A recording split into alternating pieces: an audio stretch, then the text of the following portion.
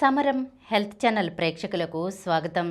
మనం డాక్టర్ సమరం గారు రచించినటువంటి వ్యాధులు పథ్యాలు అనే పుస్తకంలో నుండి కిందటి ఎపిసోడ్లో పోషకాహార లోపం జబ్బు పడటం గురించి తెలుసుకున్నాం కదా.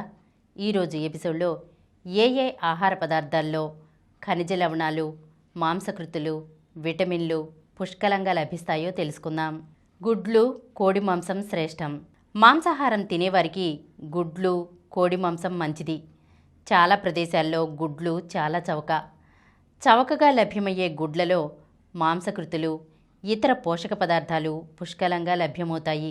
దంతాలు వదిలేని వారికి, కండరాల నొప్పులు ఉన్నవాళ్ళకి, గర్భిణీ స్త్రీలకు కోడిగుడ్డు పొట్టు బాగా నూరి ఆహారంతో కలిపి ఇస్తే కాల్షియం బాగా లభించి బాధలు చాలా వరకు తగ్గుతాయి.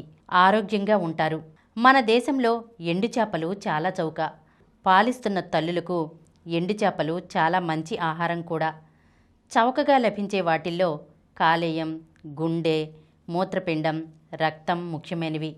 వీటిల్లో మాంసకృతులు, విటమిన్లు, రక్తశుద్ధికి కావలసిన ఇనుము అధికంగా ఉంటాయి. ఇవి చేపలు, మాంసం కంటే కూడా చౌక. పాలిష్ కాదు, ముతక బియ్యం తినాలి. వరి, గోధుమ, ఇతర ధాన్యాలు తెల్లగా పాలిష్ పట్టకుండా తిన్నట్లయితే మంచి ఆరోగ్యం. ఎందుకంటే బియ్యం పైపొరలో ఆరోగ్యానికి కావలసిన ముఖ్యమైన విటమిన్లు ఉంటాయి. బియ్యం తెల్లగా పాలిష్ పడితే ఈ విటమిన్లు పోయి కేవలం పిండి పదార్థం మిగులుతుంది. బుప్పుడు బియ్యం కూడా ఆరోగ్యానికి మంచిది. ఎందుకంటే పాక్షికంగా ఉడికించడం వల్ల పొట్టులో ఉండే ముఖ్యమైన బి కాంప్లెక్స్, విటమిన్లు గింజ లోపలి భాగానికి వెళతాయి. అందుకని ఆరోగ్యానికి విసురుడు బియ్యం కానీ, దంపుడు బియ్యం కానీ, ఉప్పుడు బియ్యం కానీ వాడాలి. వరి, గోధుమ కంటే రాగి, సజ్జలు చవక. ఇవి ఎక్కువ బలవర్ధకమైనవి కూడా. వీటిలో కాల్షియం, ఇనుము ఎక్కువగా ఉండి రక్తవృద్ధి, ఎముకల పటిష్టత, కండరాల సత్తువ కలుగుతుంది. చిన్నపిల్లలు, పెద్దలు రోజు రాగిజావ తీసుకోవడం అవసరం.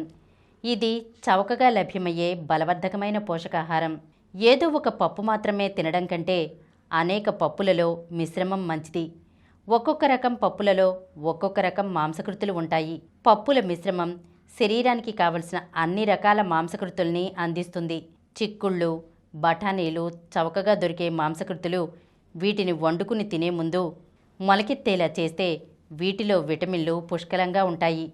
చిక్కుళ్లను బాగా ఉడకపెట్టి బిడ్డకు పెడితే మంచి బలవర్ధక ఆహారం అవుతుంది. ఎక్కువగా పచ్చగా ఉన్న ఆకుకూరల్లో విటమిన్ ఏ ఎక్కువగా ఉంటుంది. ఇతర విటమిన్లు, ఖనిజ లవణాలు కూడా ఎక్కువ శాతంలోనే ఉంటాయి. వీటితో పాటు మాంసకృతులు కూడా కొంత ఉంటాయి.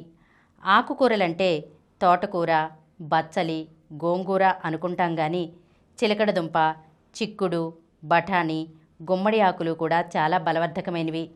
వీటిని ఎండబెట్టి పొడి చేసి బిడ్డకు అన్నంలో కలిపి పెడితే మాంసకృతులు, విటమిన్లు సమృద్ధిగా లభ్యమవుతాయి. చాలా తక్కువ ధరలో లభ్యమయ్యే ఆకుకూరల్ని వదిలిపెట్టి క్యాబేజీ వంటి కూరల్ని ఖరీదు పెట్టి కొని తిననవసరం లేదు.